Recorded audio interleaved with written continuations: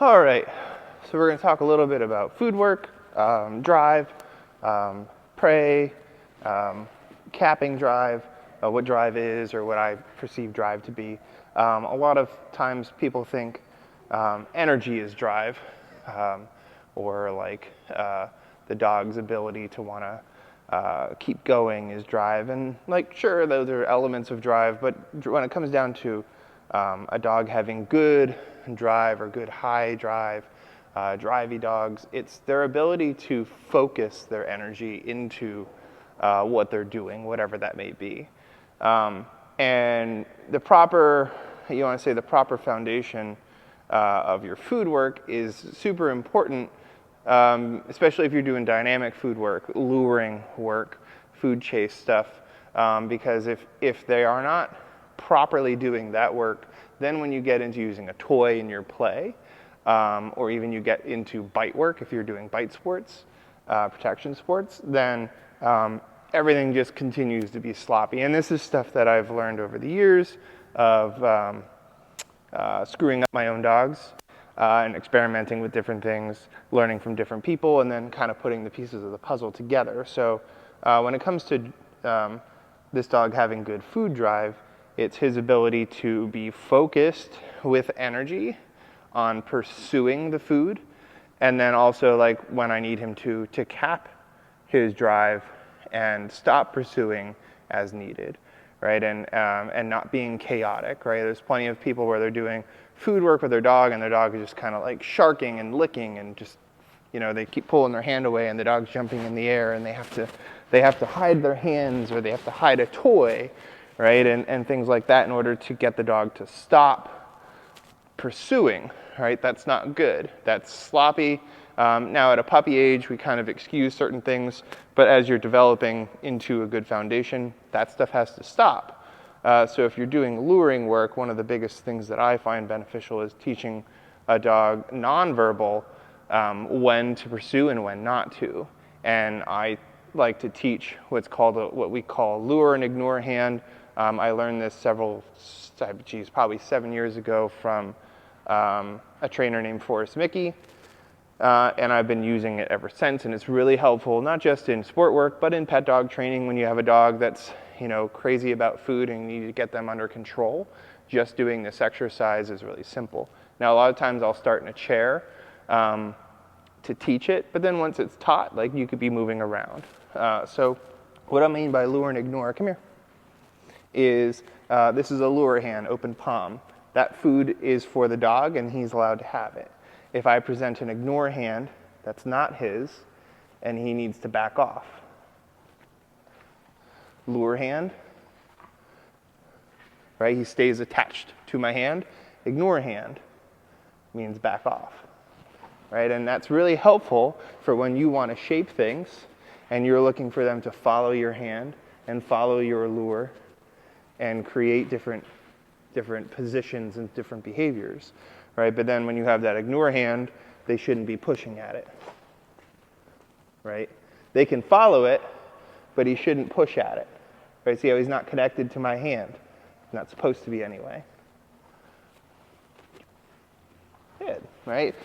So lure and ignore, really helpful for capping the dog's drive, because when you're getting into like high-level chases and you're doing misses and you have a lure hand, and then at some point you need them to stop and cap their drive and think and wait, and then they can get the lure hand again and they can go back to pursuing. So in your food work, this stuff's really, really important in order to create the proper foundation of your food play and your chasing games, so that we're not encouraging them to be chaotic. And then when you get to a toy, you're pissed off because they're biting your hands, they won't settle, we're using a ton of pressure to calm them down, and it's not fair because you've promoted them to act that way, and now you're pounding them for it and telling them no. So it's conflicting, which creates frustration, which bleeds into the rest of your work when you get into your obedience and to your protection work. You don't want cloudy images in their mind. You want them to be clear and understand when they should cap their drive and when they should go back into pursuit. So that's just one thing that I like to do to make sure that my dog understands this work. All right, so I have Rain here. Rain's done a little bit of this work, not a ton. She's pretty smart, so we'll see what happens. See how she's really pushy. She knows I have food in my hand. I'm gonna show that lure hand. Then at some point, I'm gonna close my hand. And when she backs off, I open my hand. And that's how I teach this, right? And I get more food, and it's completely nonverbal. Closed hand, open hand, all right? Ignore hand, lure hand, ignore hand, lure hand. Right, and she's very pushy, right? I bring that food out, even with a closed fist, she initially pursues. She's like, oh yeah, I gotta back off. And she goes, right? So she's still learning this, and that's okay, right? I want her to still be a little bit pushy for now, but I just never reinforce, and I don't have to pull my hand away. Now, if she started to like bite at my hand or something and gnaw on me, then maybe I might pull away, like, no, that's not the way you get it. Good. But, you know, when you can just kind of wait the dog out and they back off,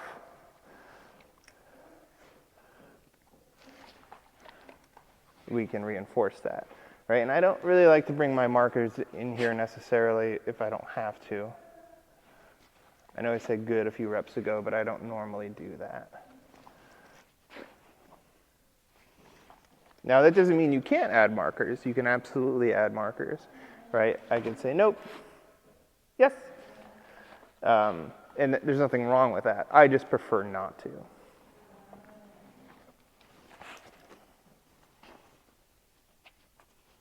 Right, so even if I move it towards her, I want her to understand you're still supposed to back off. Yeah, all right. And this is how you can experiment with this. Like I said, I like to teach it in a chair, because if I'm standing or I'm moving, the dog can have a little bit more energy. Now when she barks, I just go dead and I do nothing. Right? I don't let her continue the exercise. Now I'll present again. Yes. Oh, I marked. Look at that.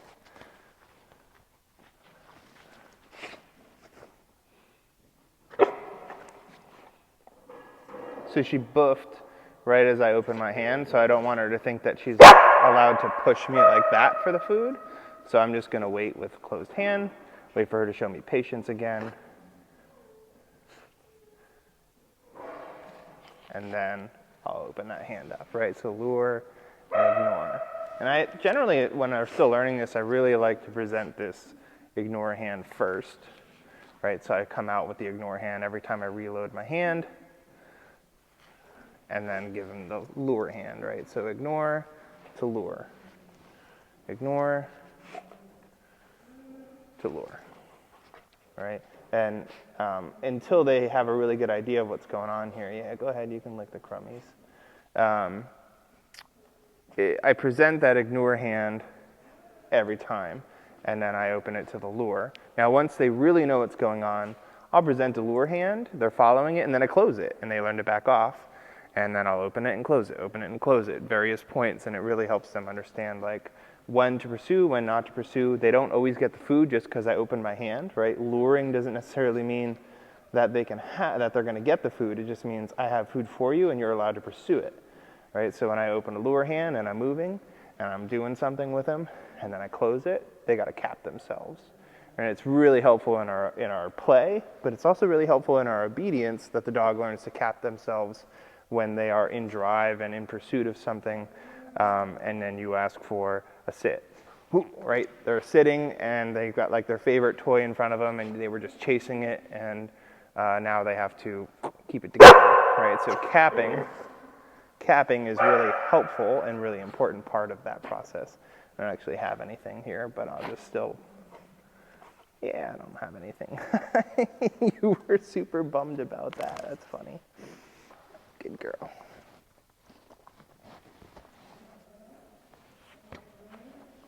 I know. This one gets wound up really easy.